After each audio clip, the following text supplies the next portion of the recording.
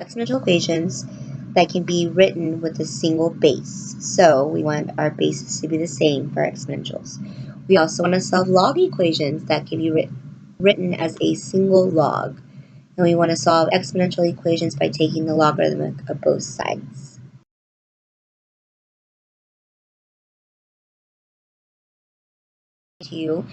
A logarithm is the power to which a base must be raised to yield a given number.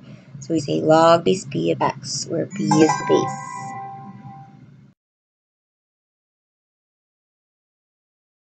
A logarithm is the inverse of an exponential. The log base b of x equals y is equivalent to b to the y equals x. So when that happens, we get b to the log b of x equal to x, and log of base b of b to the x is again equal to x. So we get things that cancel each other out, and it's awesome. You have these laws for solving equations, the laws of logs, and they're used for solving equations as well. So we have this product law, which, remember, if we have log of x times y, we can split it up into log of x plus log of y. You can also go backwards. If you have log of x plus log of y, it's equal to log of x times y.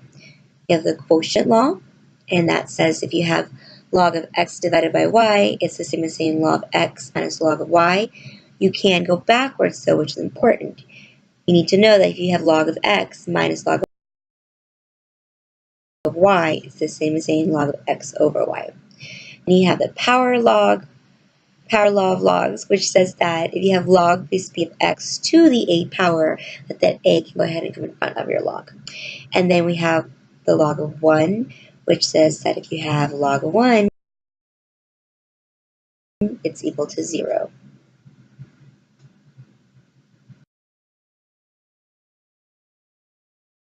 So here are my hints to help you solve log equations.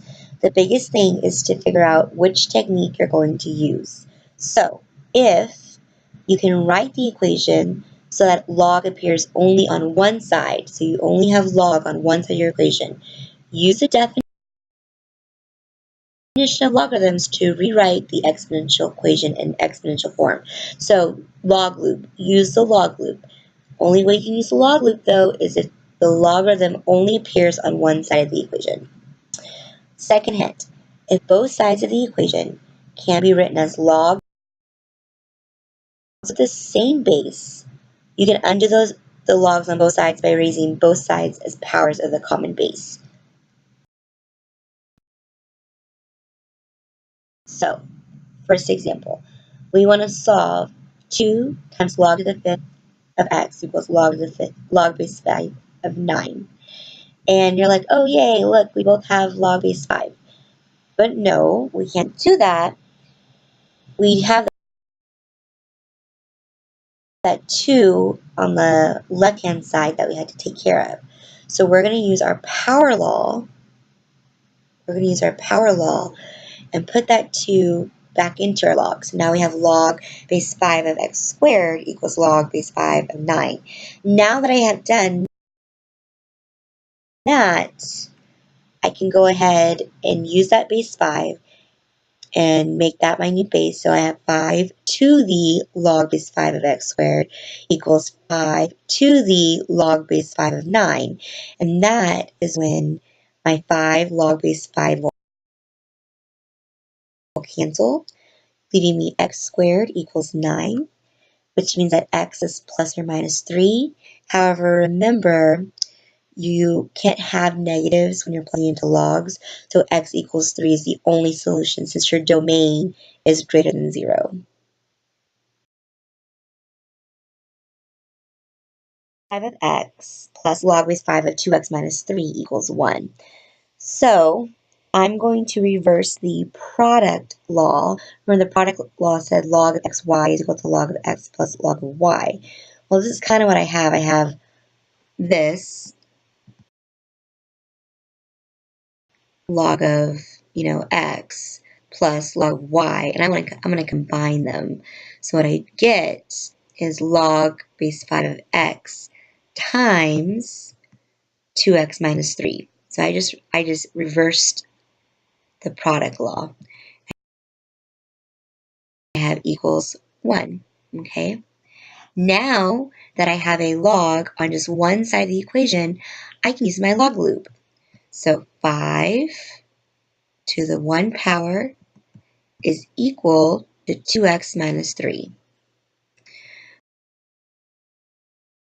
All right, so 5 is equal to 2x squared minus 3x. I went ahead and I distributed the x. So I got 2x squared minus 3x. This is looking like a quadratic because I got a squared. So I'm going to go ahead and move my 5 to the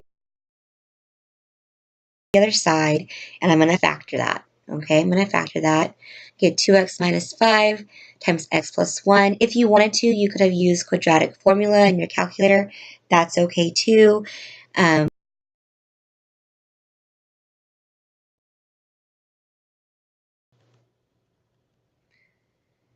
Going to back to where it says x is equal to negative 5 over 2.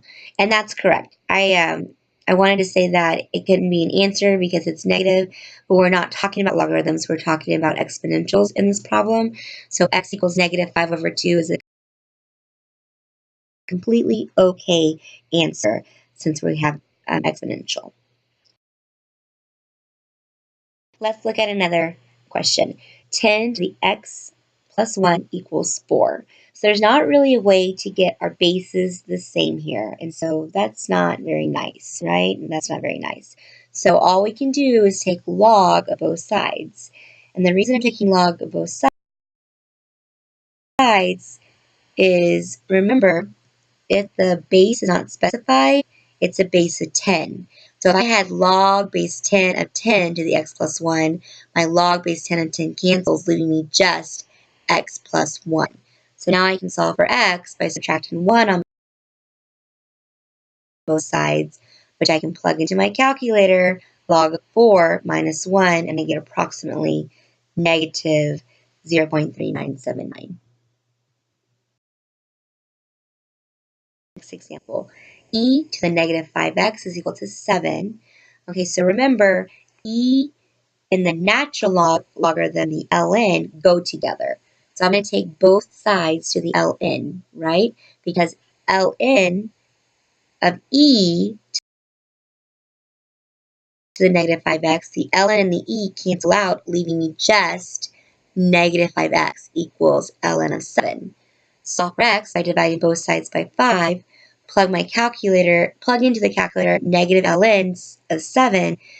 All of that, make sure you use your grouping parentheses.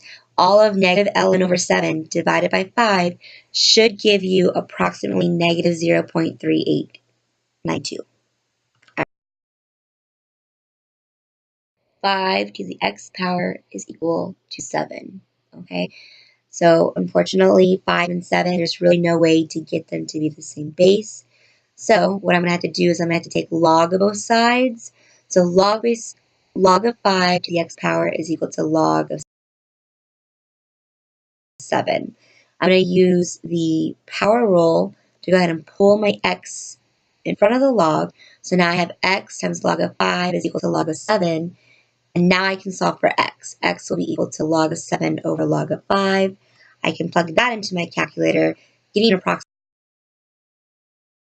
1.209. E to the 2x minus 5 is equal to 5 to the x. I'm going to do the same thing. I'm going to take the logs of both, so that way I can pull those exponents in front of my logs. So now I've got, and so I can pull it in front. So I would have 2x minus 1 times log of 3 is equal to x times log of 5. Awesome. Awesome. And I'm also going to use, I'm going to distribute the log of 3, and that's how I get 2x log of 3 minus log of 3. That's that minus 1 right there. Okay? Equals x times log of 5. Okay, so remember I'm trying to solve for x. So I'm going to get all my x terms on the same side. So I'm going to go ahead and subtract x times log of 5 on both sides. I'm going to go ahead and add log of 3 on both sides. Again, I'm just manipulating the equation so I can get x by itself. Now I've done that, I'm going to factor out an x. When I factor out an x, I'm left with 2 log of 3 for this term. I'm left with log of 5 for this term, right? So I just factor out an x. Still equal to log of 3. Now to solve for x, I'm going to divide both sides of that 2 log of 3 minus log of 5.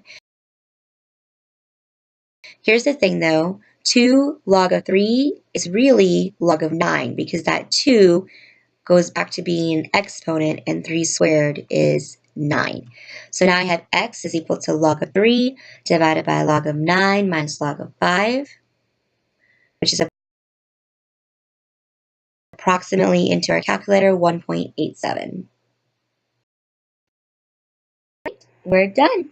I think I've shown you pretty much an example of each type of scenario that you're going to come up against when you are solving equations that have logarithms and exponentials. So I'll see you in class where we're going to do a lot of problems so you can get good at knowing which technique to use. Y'all take care.